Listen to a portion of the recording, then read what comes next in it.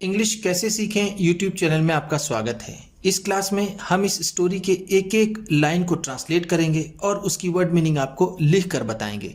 लिखने से वो वर्ड मीनिंग आपके दिमाग में ज़्यादा समय तक रहेगी और साथ में हम आपको टेंस से जुड़ी, ग्रामर से जुड़ी बातें भी बताएंगे, जिससे आपको इंग्लिश लिखना, पढ़ना, बोलना और समझना आसान हो जाएगा।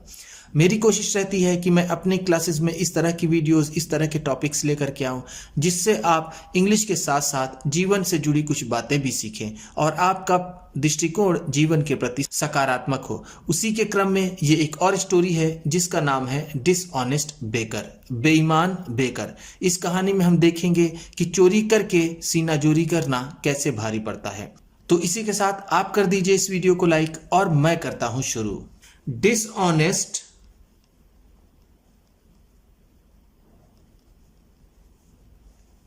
बेकर, बेईमान बेकर। डिसऑनेस्ट का मतलब क्या होता है? बेईमान। बेकर का मतलब होता है ब्रेड बनाने वाला, ब्रेड बनाने वाला। Once there was a farmer, एक बार एक किसान था। वंस का मतलब होता है एक बार, फार्मर का मतलब किसान। Who used to trade with a baker, जो एक ब्रेड बनाने वाले के साथ व्यापार करता था। Who का मतलब यहां पर है जो, used to trade व्यापार करता था। ट्रेड का मतलब होता है व्यापार करना।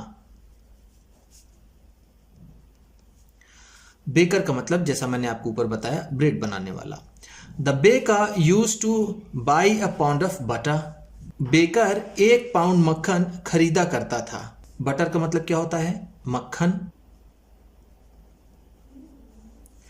पाउंड एक अंग्रेजी तौल होती है जिसका वजन लगभग 450 ग्राम होता है, लेकिन हम इसे पाउंड ही यहां पर कहेंगे। बाई का मतलब होता है खरीदना।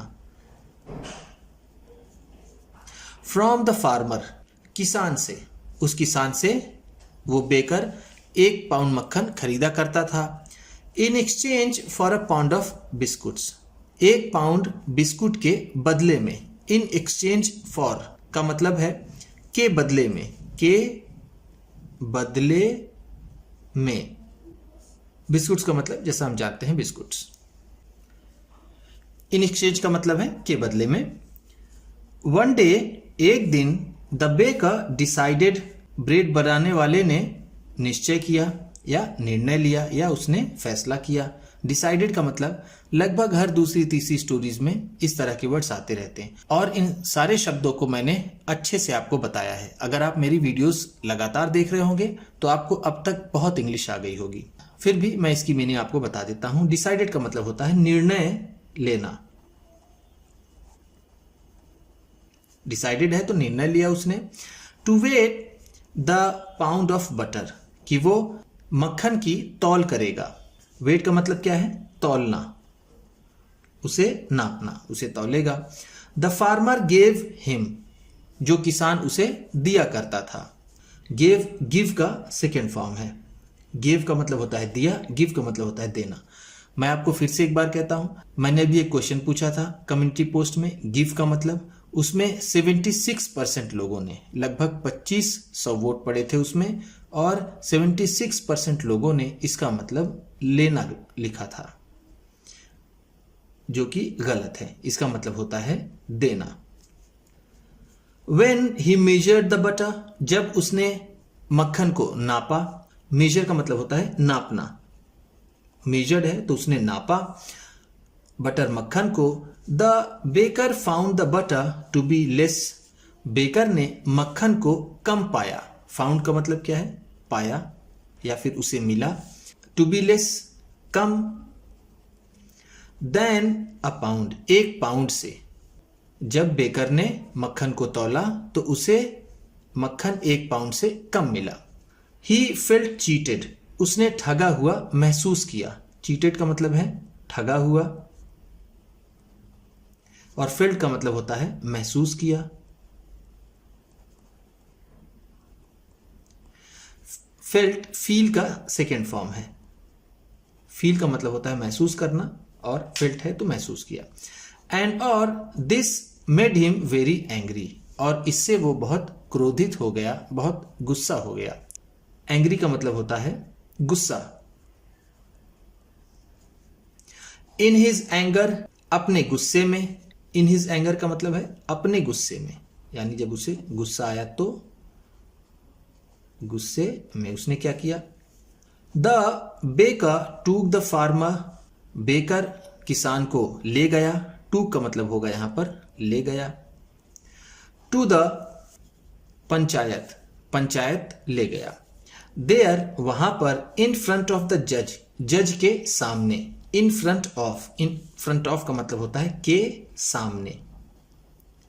इसकी एक और मीनिंग होती है बिफोर। अगर हम इसे कहें बिफोर द जज, क्योंकि इन फ्रंट ऑफ का मतलब होता है के सामने, और अगर यहां कह देते हम देयर बिफोर द जज तो उसका भी मतलब होता जज के सामने। ही सेड, उसने कहा। Sarpanch, sarpanch ji, the farmer has been cheating with me, ये किसान मेरे साथ बेईमानी करता रहा है या फिर मुझे ठगता रहा है। I have been purchasing a pound of butter from him, मैं इससे 1 पाउंड बटर खरीदता रहा हूं। देखिए आई हैव बीन परचेजिंग है तो इसका मतलब होगा मैं खरीदता रहा हूं। ये प्रेजेंट परफेक्ट कंटिन्यूअस टेंस है और परचेज का मतलब होता है खरीदना। जो भी आपने बाई पढ़ा था ये उसी का सिनोनिम है। सिनोनिम का मतलब होता है पर्यायवाची। फॉर द पास्ट मंथ, पिछले महीने से। पास्ट मंथ का मतलब है पिछला महीना, पिछला महीना या फिर बीता हुआ महीना। आई थॉट, मैंने सोचा। He was an honest man, कि ये एक ईमानदार आदमी है। ऑनेस्ट मैन का मतलब है ईमानदार आदमी। एंड और never ever weighted the butter, और मैंने कभी भी मक्खन की तौल नहीं की। नेवर एवर का मतलब होता है कभी भी नहीं, कभी भी नहीं। वेट का मतलब तौलना। बट, लेकिन। सिंस द टाइम, जब से। सिंस द टाइम का मतलब होता है जब से। I have started using his butter, इसके बटर का उपयोग मैंने करना शुरू किया है। टू मेक कुकीज, कुकीज बनाने के लिए। The cookies have not been tasting that buttery, ये कुकीज उतना मक्खन वाला टेस्ट नहीं दे पा रही हैं। हैव नॉट बीन टेस्टिंग का मतलब है नहीं दे पा रही हैं, दैट बटरी उतना मक्खन वाला। सो इस तरह I decided to weigh the butter, मैंने मक्खन को तौलने का निर्णय लिया। सो का मतलब है इसलिए। डिसाइडेड का मतलब निर्णय लिया। When I waited the butter, जब मैंने मक्खन की तौल की। आई फाउंड दैट, मुझे पता चला। आई फाउंड दैट को हम कह सकते हैं मुझे पता चला या फिर मैंने पाया। It was less than a pound, ये 1 पाउंड से कम है। द जज लुक्ड एट द फार्मर, जज ने किसान को देखा। लुक्ड एट का मतलब होता है की तरफ देखना, तो हम यहां पर कहेंगे लुक का मतलब होगा देखा, एट द फार्मर किसान की तरफ। एंड सेड, और कहा। What do you have to say for this farmer, ए किसान तुम्हें इस बात पर क्या कहना है। फॉर दिस का मतलब है इस बात पर, से का मतलब होता है कहना। द फार्मर बोड लो, किसान ने अपना सिर झुकाया। बो का मतलब होता है सिर झुकाना।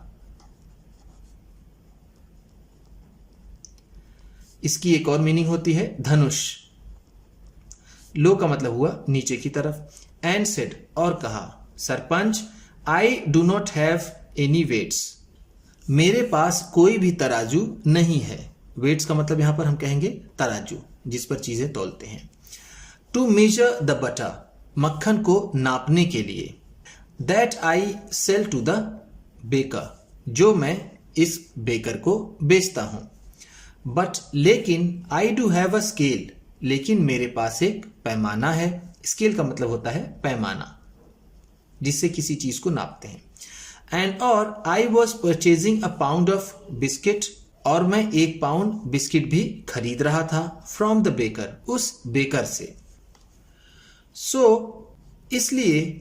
आई प्लेस द कुकीज, मैंने कुकीज को रख दिया। कुकीज और बिस्किट देखिए दोनों आ रहा है, दोनों का मतलब एक होता है। कुकीज का मतलब जो गोल वाला बिस्कुट होता है उसे कुकीज कहते हैं, और जो रेक्टेंगल फॉर्म में होता है उसे बिस्किट कहते हैं। ये अमेरिकन टर्म है, अमेरिका में बोला जाता है, ज़्यादातर वहाँ यूज़ होता है, और ये नॉर्मल है जिसे हम हर जगह पाते हैं। तो इस तरह आई प्लेस द कुकीज, मैं कुकीज रख देता हूं। प्लेस का मतलब होता है होगा यहां पर रखना, मैं रख देता हूं।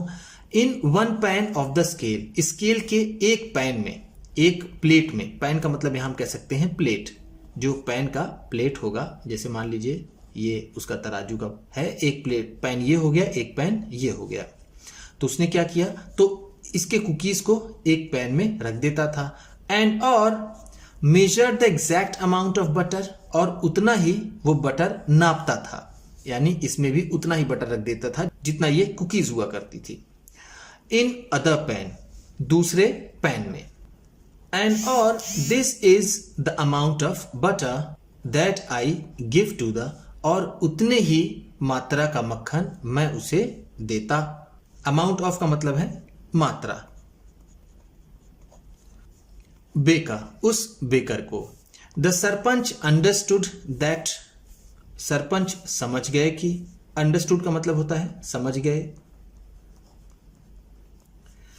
The baker was a dishonest man, कि ये बेकर ही बेईमान आदमी है। एक्चुअली, वास्तव में, एक्चुअली का मतलब होता है वास्तव में। He gave people less than what they paid for, वो लोगों को उनके पैसे की तुलना में कम दिया करता था। लेस देन का मतलब है कम, व्हाट दे पेड फॉर, जो कीमत वो अदा करते थे। पेड का मतलब होता है कीमत अदा करना, कीमत अदा करना, चाहे वो पैसे की हो या किसी चीज की। He looked at the baker, sarpanch ने बेकर की तरफ देखा। ही यहां पर सरपंच के लिए है। द बेकर सेड, बेकर ने कहा, I am sorry sarpanch, sarpanch मुझे अफसोस है। फ्रॉम नाउ ऑन, अब से, I will never cheat again, मैं कभी भी बेईमानी नहीं करूंगा। नेवर का मतलब कभी नहीं, चीट का मतलब होगा बेईमानी करना, बेईमानी करना। अगेन का मतलब फिर से या फिर दोबारा। फ्रॉम नाउ ऑन का मतलब होगा अब से। तो इस तरह से हमने देखा कि कैसे वो बेकर खुद बेईमान था, चीज़ें कम तौलता था, पैसे पूरे लेता था, और उसने झूठा क्लेम उस किसान पर बेईमानी का लगाया, और वो आखिरी में वही पकड़ा गया। तो उम्मीद करता हूं कि इस क्लास में बताई गई वर्ड मीनिंग्स आपको अच्छी लगी होंगी, और सबसे अच्छा वर्ड कौन सा लगा इसे कमेंट बॉक्स में ज़रूर बताइएगा। ट्रांसलेशन के साथ साथ रीडिंग की वीडियोस पाने के लिए, बेसिक लेवल की ट्रांसलेशन की वीडियोस पाने के लिए चैनल को सब्सक्राइब कीजिए। बेसिक लेवल की ट्रांसलेशन वो है जिसमें मैं शब्दों के उच्चारण को भी लिख देता हूं। जैसे अगर यहाँ पर ये बेकर लिखा हुआ है तो इसे मैं हिंदी में बेकर लिख करके फिर ट्रांसलेट करता हूं, जिससे उन लोगों को काफ़ी मदद मिलती है जिन लोगों को इंग्लिश पढ़ने में परेशानी होती है। आपसे एक और रिक्वेस्ट है कि ये वीडियो किसी न किसी अपने दोस्त को, मित्र को, परिवार वाले को भी शेयर ज़रूर कर दीजिएगा। तो चलिए मिलते हैं फिर अगली वीडियो में।